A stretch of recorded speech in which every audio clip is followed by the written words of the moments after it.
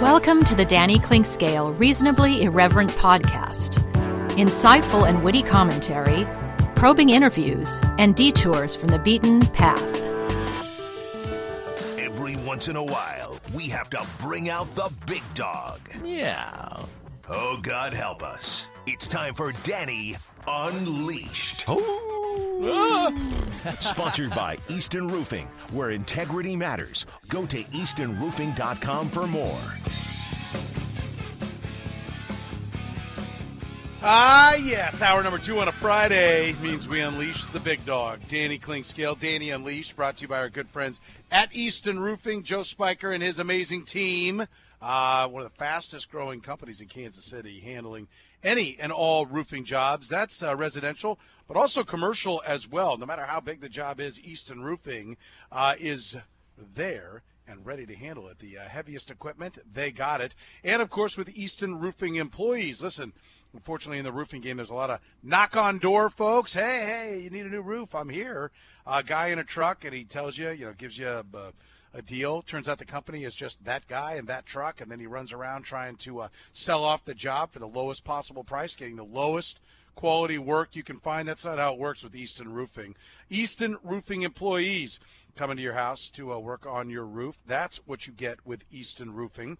Gutters, yes, they handle that as well. Like I said, both residential and commercial. They'll be happy to help your business. They'll be happy to help you out with your home as well. All right, so don't hesitate to call my friend Joe Spiker at Easton Roofing, whether it's Sam or Kaylee or Taylor.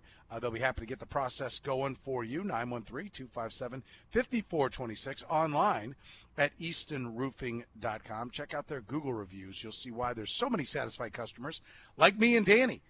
Free inspection and a free estimate if necessary, and happy to do repairs. Listen, sometimes you don't need a new roof. There are some repairs that'll get you by for a year or 2 or 4 or 5 or 10 or 20, and they're happy to do that. They'll educate you about the entire process. Easton Roofing, integrity matters. Danny, how are you, my friend?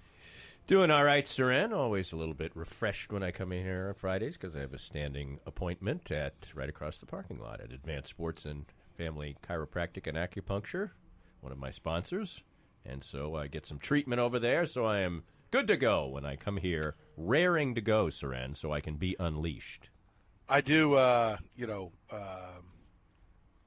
do appreciate that you're vibrant, Danny. I appreciate the vibrance because I've seen you when you're not, and it's frankly it's not fun.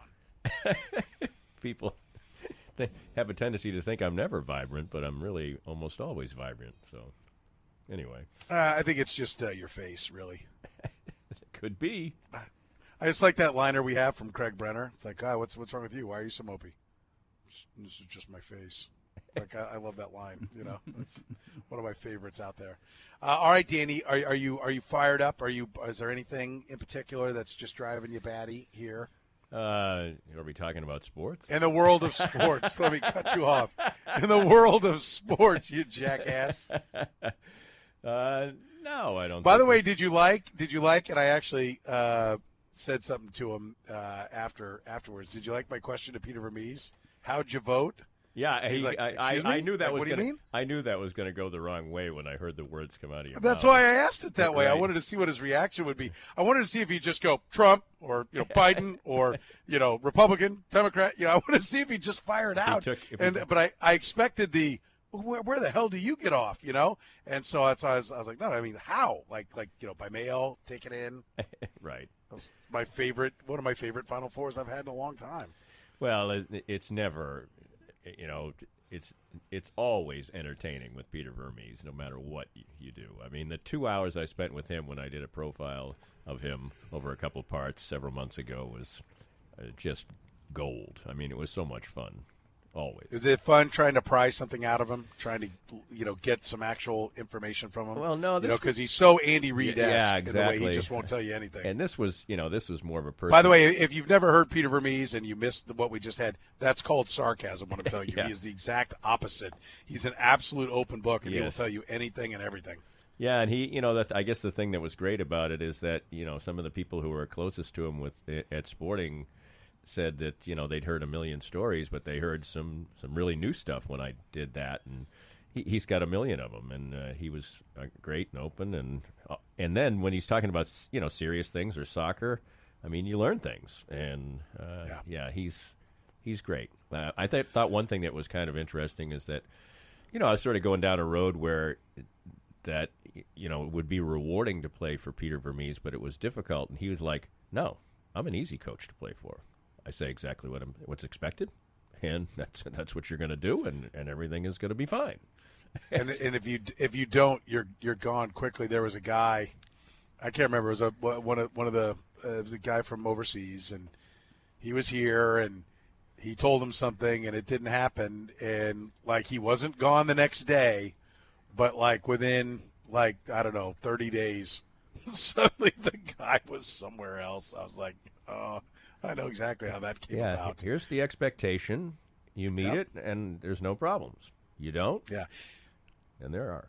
And there are. Yes. And so let me ask you this. Do you think this is his best team, right? Not necessarily compared to the field, because I think MLS is much, much stronger now than ever before. But is this his best team? I think it definitely is his best team. I think this team would beat the championship team up and down the field.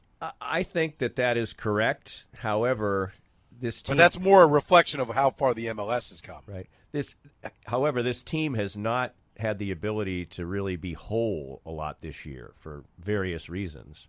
And I think one of the keys that makes it better, and there's a variety of reasons it's better, but Alan Pulido is a great player, and he hasn't played that much really. Now he's playing now. But he's hurt. He's hurt again.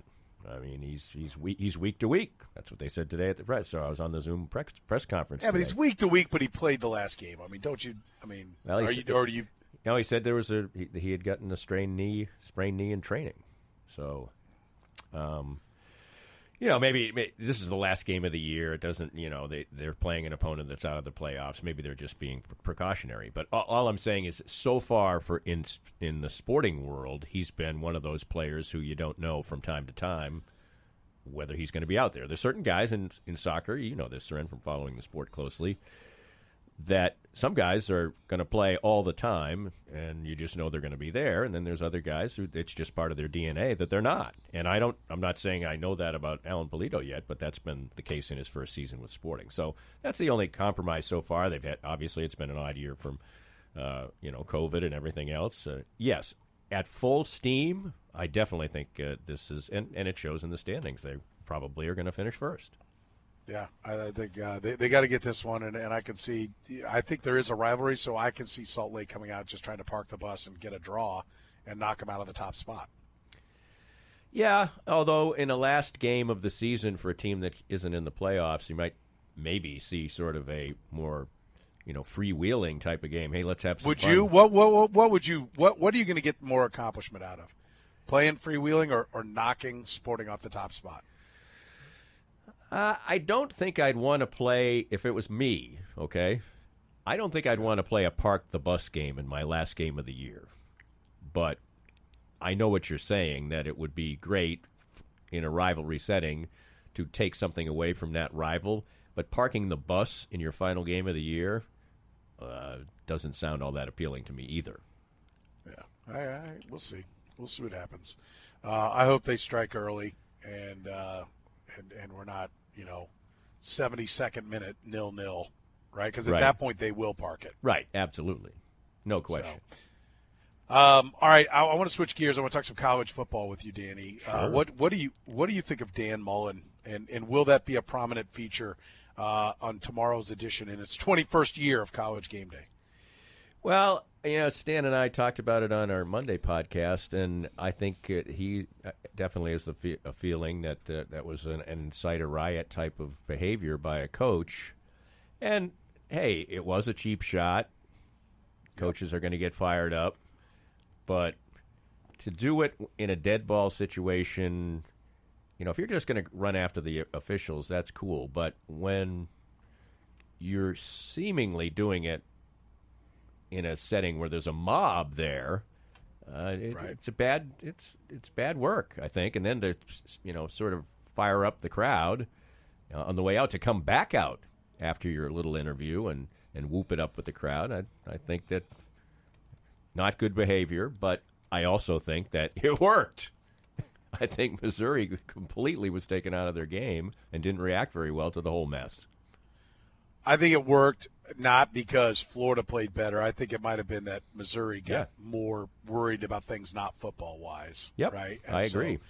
So they weren't able to focus on the moment as a team that's I'd have to go back and look. I don't suppose they're probably real young, right? Because they're a team that's been recruiting at the right levels. Even Barry Odom wasn't winning enough, but he wasn't putting out crap recruiting classes. So there are guys, of all classes would be my assumption. I'd have to go look at the depth chart and see exactly what class everybody is. But I do think that's part of it. Is Missouri has to learn to play in those games.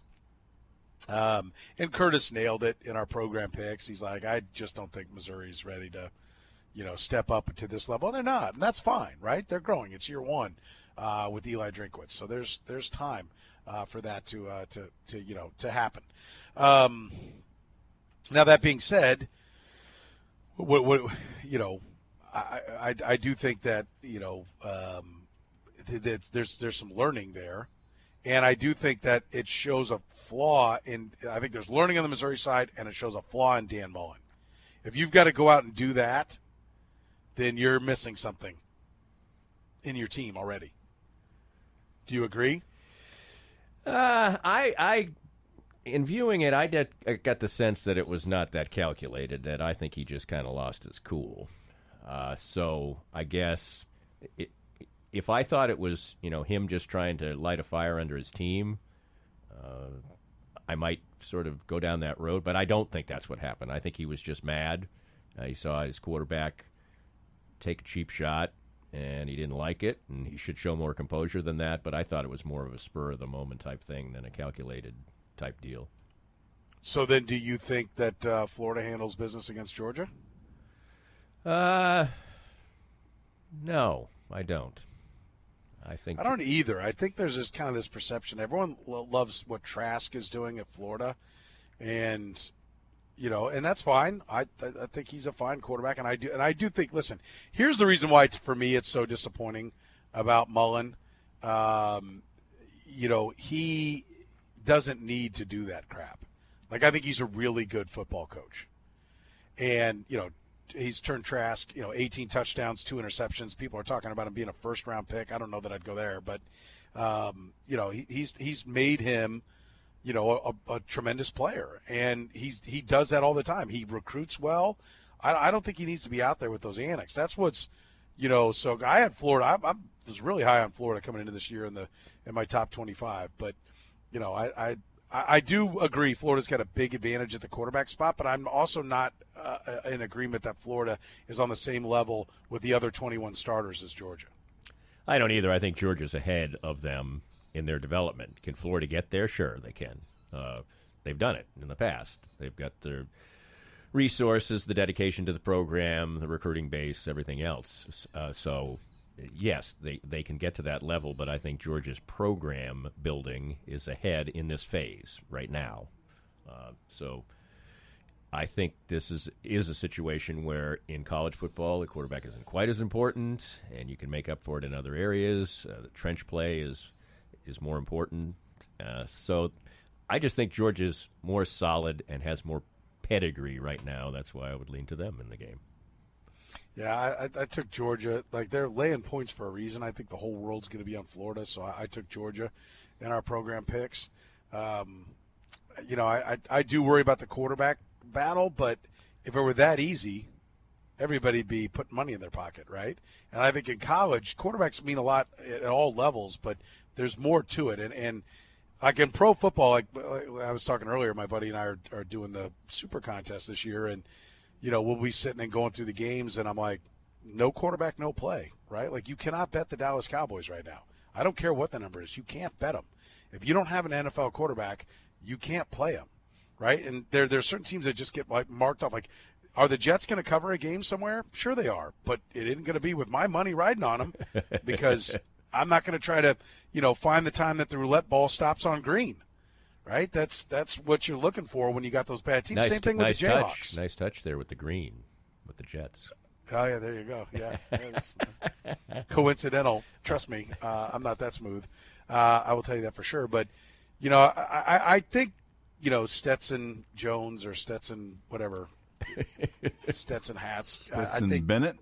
Stetson Bennett, the fourth. The distinguished governor. Yeah. Yes, can at least play well enough to not lose the game, and I think the rest of the Georgia team can win it. And I think that's what. And if I'm wrong, it's Georgia name value that has got a bunch of hump bets on it, and Vegas or the odds makers were now tilting you away from the better team. Just because they know a bunch of people are just going to bet Georgia. Totally agree with that. I think programs mean something in college, and the quarterback at a big place like Georgia, even though people transfer and stuff like that, whoever they have on scholarship at the quarterback position was a great recruit. Period. It's not like they recruit 10 of them in 1 year. So they're good players. Have they played a lot? Are they great players? No, not necessarily. But you're not down to, Skippy McDougal at quarterback. Although it is funny that, I heard, I think it was Gabe DeArmond on with the Border Patrol this morning. And he said, Georgia is like they're at that Alabama. If they had, Trask on their team, I think they'd be at the Alabama level. And he talked about, Georgia needing to get the quarterback. I'm like, this was the team that had, what was his name, Jake Fromm? Right. Backed up by Justin Fields. Yes. Just 2 years ago. And they had Easton, too. Yeah. And they had, who's the guy that came here to the Chiefs? Murray, who Murray. was really good, stood tall against Alabama as like a sophomore in the SEC championship game, just getting his ass kicked and just kept slinging and took Alabama to overtime in that SEC championship game when Alabama would go on to win the national championship. Or maybe they might have lost to Clemson that year. Who knows? They played Clemson. We know that. Anyway, I was like, wow, how fast we forget. They've actually had a lot of good quarterbacks. It's more the exception now that they don't have a top-shelf quarterback than the norm. Right. That is the case. And, he's not a prototypical quarterback. He's 5'11", but he's a good player. You know that. And no, I don't agree that Georgia is at the same level as Alabama. That's only sans quarterback. Because, as you pointed out, they've had really good quarterbacks. Georgia has a fine program. They maybe recruit as well as anybody in the country, except Alabama. Yeah. All right. What do you make of the K-State Wildcats after kind of getting dusted up by the West Virginia Mountaineers? That's a really difficult read because it's very easy to say that what we've learned is that K-State has to do everything perfectly or this is going to happen. And I don't think that that's fair to K-State, but certainly they have to do a lot of things really well, and I don't think their program has gotten to the point where not playing efficient K-State football leaves you in a position where you can kind of steal one. They have to, check all the boxes. And do I think that if they don't, they should get blown out like they did in that game? No. But I guess I'd lean a little bit more to that than I would to the fact that, they've arrived as a program in second year of Chris Kleiman as far as personnel is concerned, especially with the challenges they've had with COVID as well.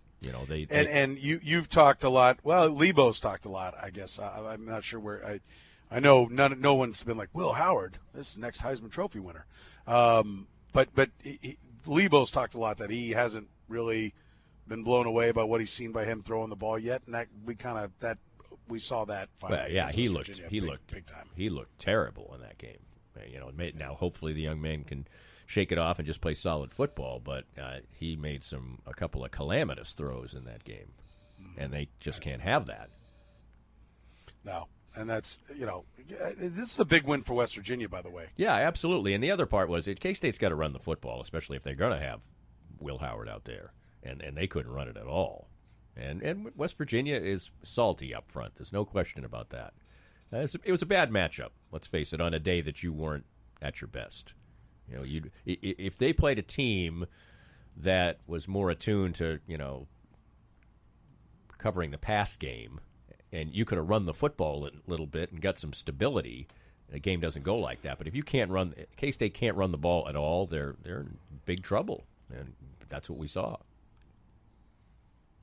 You took a big breath, Curtis. I thought you wanted to say something. Sorry, I actually yawned. My mistake. Oh, I thought my I'm mic sorry to was bore down. you. No, Well, we'll I take just- a break and see if we No, can come I up with just, a better you were You were topic. so far away from the mic, I didn't realize No, I lean needed back to have and it down. As they I say, just had a yawn. I haven't. they, My sleep schedules have been a little weird this week, and I yawn. Sorry. as they said in Blazing Saddles, I like to keep my audience riveted. Yeah, absolutely. All right, we'll take a break. More with Danny Clinkscale. We'll get into the Kansas City Chiefs. Talk about what to watch for this week, what to look for in the second half. That's coming up next. Danny Clinkscale. Danny Unleashed is brought to you by our good friends at Easton Roofing. Even if you need some specialty work done on your roof, whether it's home or at the office, they can take care of you. Over 1,000 jobs done this year. That's right, over 1,000 jobs done this year. You can get it right now. Call 913-257-5426. Look them up online at eastonroofing.com. More of Danny's Reasonably Irreverent podcast after this. We're here with Joe Spiker, the CEO and president of Easton Roofing. And, Joe, you had a great year in 2019, a record year. 2020 comes, things are moving smoothly along, and then the coronavirus comes. But your company seemed to be very ready, very proactive, and very ready to serve your customers well. Yeah, we adopted social distancing very early before the cities even put out the notices. And we started working from home. We are largely cloud-based as a company, so that transition was easy. Our technicians are wearing masks and gloves, and salespeople are not meeting with homeowners. We're doing everything digitally and doing everything we can to do our part to get over this as quickly as possible. So for any needs that people have right now, what's the best way to get in touch with you? Well, you can always call us, 913-257-5426. But the best way is to go to eastonroofing.com, put your information in, and we'll give you a call. Easton Roofing. Integrity matters. Everybody get up. Who were the starting quarterbacks the last time the Panthers played at Arrowhead? Ouch. Probably 8 years ago. Does that sound right? Mm-hmm. So I'm going to go, would have been 12 here. So we're talking about a guy like that Pitt guy who beat out Joe Flacco. Tyler Palko. Nope. Brody Croyle. Not Brody Croyle. Brady Quinn. Brady Quinn for the Chiefs. Byron Leftwich. No. Was this where they lost to the guy who was driving a tractor earlier in the week? They were down to a third string or fourth string quarterback or something? Nope. Well, Cam Newton wasn't there then yet. Is it somebody sort of at the end of You don't think he was? end of I'll say Cam Newton then. Cam Newton. Well, that's boring. Cam Newton and Brady Quinn. It was the day after the Jovan Belcher incident. Ooh. That was the last time they were really? here. Holy cow. Chiefs were, I think, had one win at that point, and they won 27-21. Chiefs won? Yep. How? Brady Quinn had an amazing game, 2 touchdowns, No, no he interceptions didn't. at about a No, he 135. Yes, he did. No, he did not. Okay. He did not. 19 At of no 20 point, not at any time when Brady Quinn wore an NFL uniform did he have an amazing game. For him, I it was. guarantee you if we went back and watched that game, he'd be like, holy crap. Bucket Hat, the Bills coordinator. Brian Dable. Brian Dable had a day. Yeah. And schemed some guys wide Well, open. he had some all of amazing them stats. within 18 feet of where Quinn was letting go of the ball, but room to run. And no blanking way did Brady Quinn. Now, have a- 19 he's of not 23, capable of it. 201, to be fair, 2-0. to be fair to Brady, 201? 19 of 23 for 201, 2 touchdowns, that's no 9 interceptions. yards an attempt, buddy. Yeah. Chiefs, I guarantee you the 19 completions did not travel more than 400 feet in the air. it's possible. I will say to his credit, he completely covered himself with glory in the post-game press conference. I do remember that. Did he really? Yeah. He sucked. In referring to the Jovan Belcher the whole weekend, everything else, I mean, he came in for a lot of praise for what he said that day. I remember. Oh, I thought you were saying he was like bragging him. No, absolutely not. It was more like how he. Well, I don't think he's a bad human being. I think he's just a horrible quarterback. Well, I will say that in my experience, there was a more captain checkdown quarterback who wore a Chiefs uniform than Brady Quinn. No. Yes. I refuse. Todd Collins. No. Absolutely. No. Wrong. Not even close. He wouldn't even throw the ball downfield in training camp because he knew that he was... He was Daryl LaMonica compared to Brady Quinn. Todd Collins wouldn't even throw the ball beyond the line of scrimmage in training camp because he knew that the only way he could lose his cushy backup quarterback job or third string, whatever he was to make a mistake. Otherwise, he was going to get his clipboard and his $1 million. Totally wrong. Yeah, no one's ever been more wrong than you are at this moment right now. Seriously. I mean, it's a pitched battle. I'm not going to say this is some runaway for Todd Collins, but Todd Collins won some games. I'm looking him up right here. It sucks. Todd Collins was 11-10 as a starter in the NFL. Oh, it was Brady Quinn. I'm clicking away. 4-16. Ew. Well, he played on some bad teams. Todd Collins, let's see, 56%, 4,500 yards, 22-24. Brady Quinn, 54%, 3,000 yards, 12-17. Neither one good. Agreed. But I've never seen somebody more. I'll say I never have seen anybody more conservative with the football in a setting that did not require it. Listen, Todd Collins. 21 starts for Todd Collins, 20 starts for Brady Quinn. Okay, so we're talking about pretty much the same go. I'm not saying he's better. I said he's conservative. No, you said there was a more check down. Yes, agreed. And I'm crushing that right now. What's the 4,550 yards for Collins? Quinn, 3,043. 22-24. I'm actually going to call the more interceptions the actual better deal here. 22 touchdowns, 24 interceptions. I stand it. He was Daryl LaMonica compared to Brady Quinn. I'll concede just in the category of let's move on from these two ridiculous quarterbacks and on to anything else. The rainforest. I don't care. We can having an argument about Todd Collins and Brady Quinn is bad business. Now that Danny's all pissed up, bring up what I told you in the break. What'd you tell me in the break? Baseball, Justin Turner.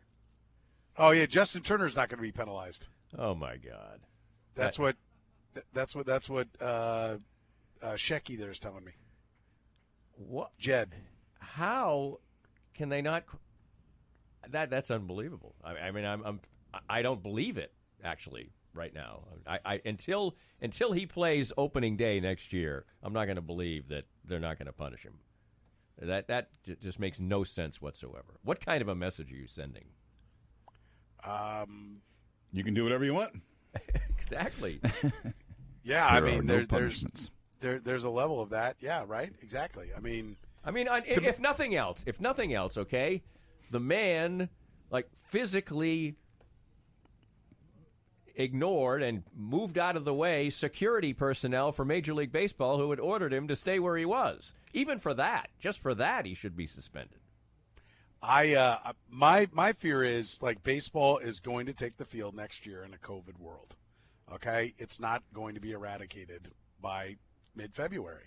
And so what is the incentive now to follow the rules? Like the NFL is he'd be fined $1 million if it were the NFL.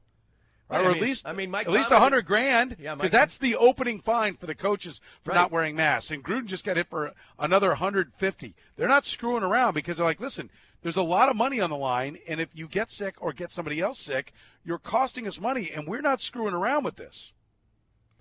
Exactly. Right, $100,000 for poor mask wearing, not just ignoring it, and also ignoring an actual imprimatur from the world of Major League Baseball and physically just pushing back and heading out onto the field. That should be fine-worthy right there, even for not the actions of putting your teammates and other people in danger. Just since we're on the subject of baseball, Francisco Lindor, they're writing about. I see this as just like I've been assigned to write something in baseball. We've known he's going to be dealt this offseason, so writing that news. There were a couple stories about, oh well, Lindor's going to get traded. Yeah, thanks for last spring training's news.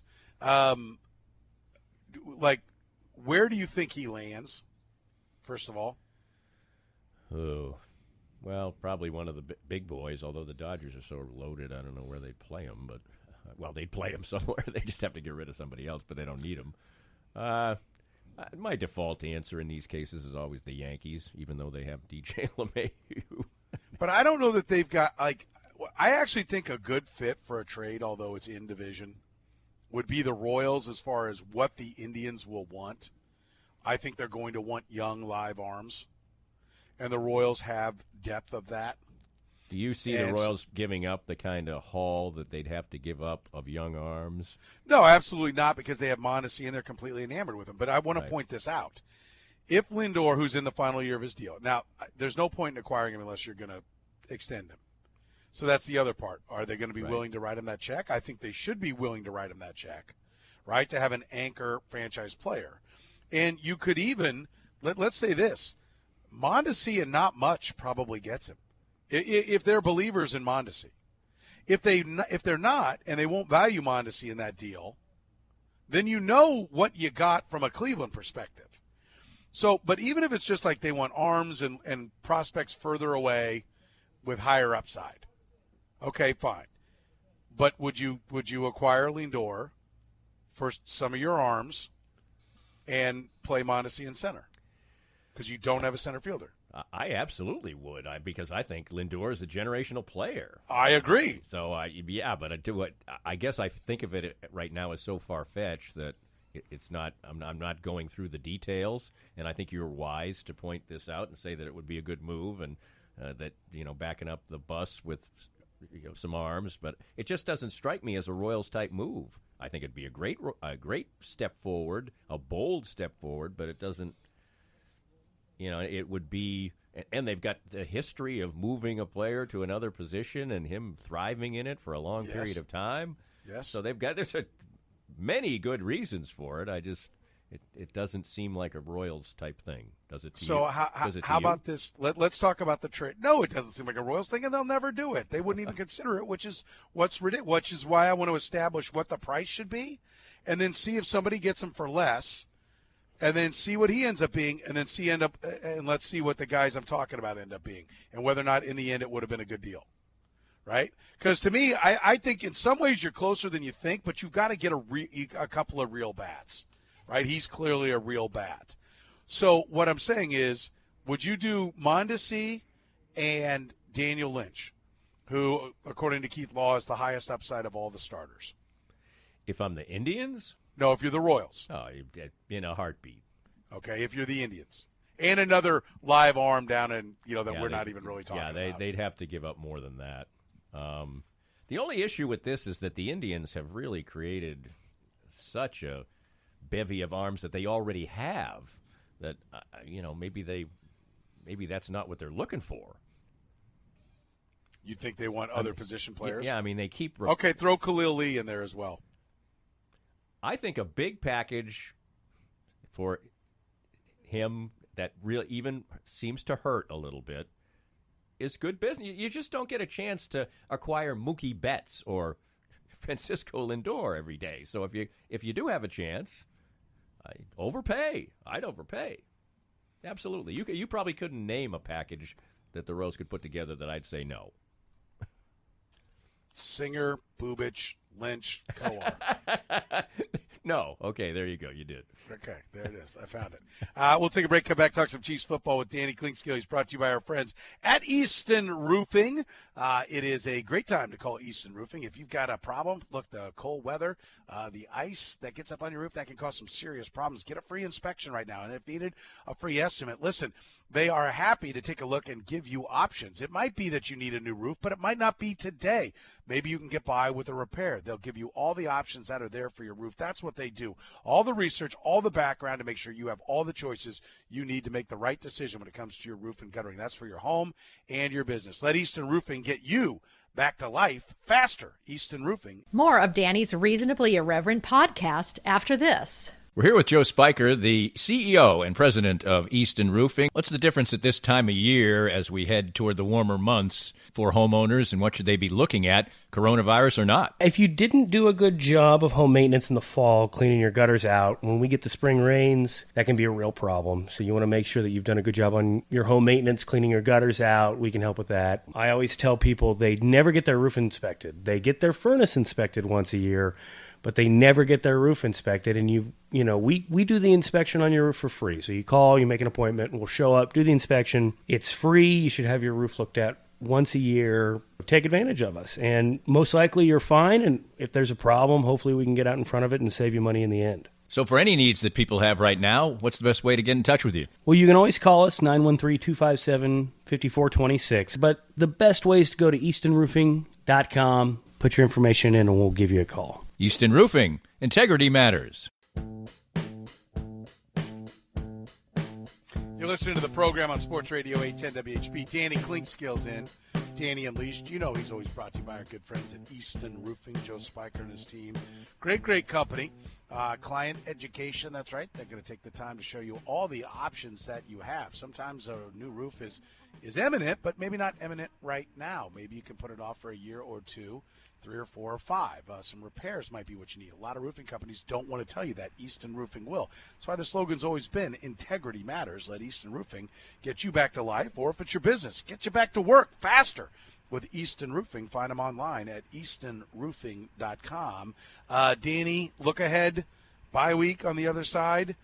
A team that seems to do something really well that you struggle to stop. That's get the football to the running backs in the run game, but also in the pass game. Level of concern here that they might be able to squat on the clock, move up and down the field, and then a couple of takeaways, a couple of turnovers end up making this game a nail-biter?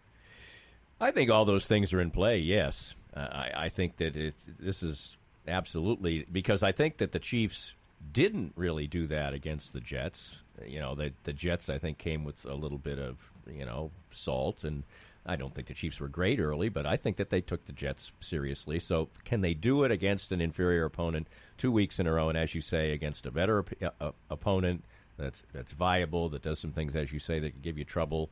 Yeah, I can see the Chiefs rolling out a C-plus game and having this game be competitive, but you need probably even a couple more scenarios than what you laid out in order for this to get really dicey. I think the Chiefs are just too good, and while the Panthers looked pretty good early on, I think they've kind of maybe lost that new coach mojo right now and realize they aren't that good and they're not quite there yet. So painting a scenario where the Chiefs could go out and lose the game, I think, is difficult. But, yes, I do think that the Chiefs have to do all the things that they've talked about and play against their own standard and all that stuff, because I think that this does have letdown written all over it. I don't know what guys do these days in the bye week, so maybe they're not looking forward to going to Cancun or something, but they are looking forward to time off. So, yes, all those things are in play. I agree. Yeah, do you like the Chiefs as definitively set? No injuries. They're waiting on Mitchell Schwartz, but we've heard, and he's not going to play. He's still not practicing. So at some point we got to start going, all right, where are we at on Mitchell Schwartz, right? Because we're not even, which I'm all for. I don't care. Just get him back for the playoffs. Right. I think that's sort of where I think that's sort of their mindset right now, is that we're going to be in the playoffs. We may not get the number 1 seed, but so what? We need Mitchell Schwartz in the playoffs. So, is there any concerns you have with the team right now? I mean, not that they're unbeatable. No one is. Yes, they could lose, but where are your biggest concerns? I think this concern is still the same thing, in the fact that if they play a game where the other team, by score and by inclination, can continue to run the football, the Chiefs have still never showed that they can stop it. It's the circumstances of the game when a team is running the ball against them that save them, not the fact that they, man up. It seems to be just a consistent inability of theirs. And until they show that they can do that, then it's a weakness. But it's a weakness that has become so irrelevant because of the nature of how good the Chiefs are in the other areas. The game gets away. The other team either feels like they have to stop running the ball or do have to stop running the ball. So that's the biggest concern for me, that the Chiefs, let's face it, they still can't stop the run, period. I don't think it's period. I disagree. We've seen Chiefs defenses that flat out can't stop the run. I brought up the Charger game. Like if this one goes wrong, the Chargers game is the recipe. Barring a lot of turnovers, right? Like we've seen them against the Colts and the Titans last year and the Texans, big turnovers that result in immediate scores. Those can cost them as well. But I think that they're by design. I think they are playing Bill Belichick defense. And that is like you're not going to lose the game because a guy got 6 yards on you. So everybody stop wringing their freaking hands, okay? And when you get down tight, you could come out of the dime into a nickel, or out of a nickel into a base, and still flood the zones, and then you can stop the run. I don't think that like they're getting bailed out by game circumstances. I think they're creating the game circumstances, and the relevancy of a 6-yard run is not what everybody seems to think it is. Agreed. Totally agreed. But you're asking me for the one scenario that is troublesome about the Chiefs. And then I got mad at you because I didn't like your answer. I don't think there really is a great scenario. That's the point. But right. I'm coming up with the one that is there.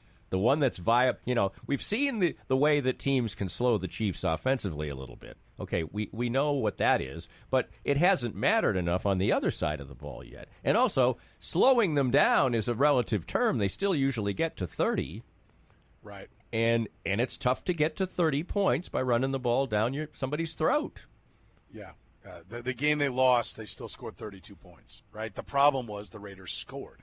Right. And I think that's the scenario. I think, one, not beating themselves. And they didn't – what did they have turnover-wise in that Raider game? It wasn't like a turnover fest. No, the Chiefs, I don't think, have turned the ball over more than one time this year.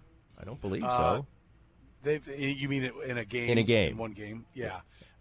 So the Raiders just had a game plan and had the weaponry to beat them downfield. I think that's what's going to have to happen. And then at the end of the game, which to me was where Andy Reid needs to spend more time going forward on fourth down, because once he starts going on fourth down, almost no one can stop Patrick Mahomes 4 times within 10 yards. And so to me, the problem in that game was that they got scored upon. And they were even turnovers in that game. They were what? Even 1-1. 1-1. So how many teams have the firepower to run out to that? Like the Raiders did, although it's amazing how Henry Ruggs hasn't really peed a drop other than that game. I think he had a nice game, 1 or 2 nice games before that. He hasn't since then. You're right. Yeah, you were like, oh God, here he goes. Here's their big weapon, and no, it hasn't really happened since then. So, Danny, you are the man. Great stuff as always. Appreciate it. We'll talk to you again next week. Sounds fantastic. Danny Clinkscale, you can get more of his great work at DannyClinkscale.com. Hear him tomorrow morning, 9 to 11, 21st year. He and Stan hosting College Game Day. Danny's always brought to you by our friends at Easton Roofing. This podcast was made possible by our great sponsors like Easton Roofing, the presenting sponsor of Kansas City Profiles at the Danny Clinkscale Reasonably Irreverent podcast. Easton Roofing, where integrity matters. We hope you enjoyed the latest Danny Clinkscale Reasonably Irreverent podcast. Come back soon for something fresh and new.